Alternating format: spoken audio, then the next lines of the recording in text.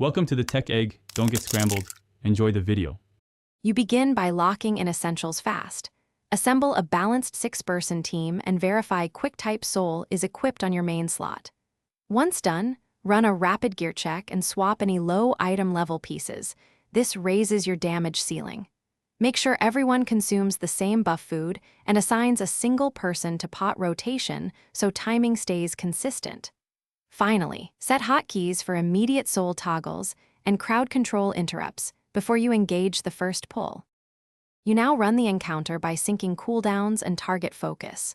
Open with the leader's major buff and have others delay by 3 to 5 seconds so you don't waste overlapping effects. Once engaged, manage positioning crisply, spread during cleaves, then stack when shared debuffs need soaking.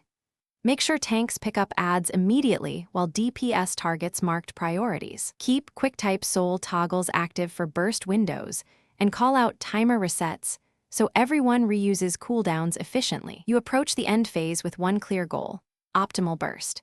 Have everyone switch QuickType Souls on, pop remaining potions, and minimize movement to avoid clipping damage. Once the boss falls, immediately collect loot, repair, and swap souls back to pre-raid setups while noting clear metrics for improvement. If the run fails, focus on one troubleshooting tip. Revisit the mechanical miss. Was it a timing, position, or cooldown overlap? Fix that single issue. Rehearse the adjustment and start the next attempt. Thanks for watching. Consider subscribing if I helped unscramble your problems.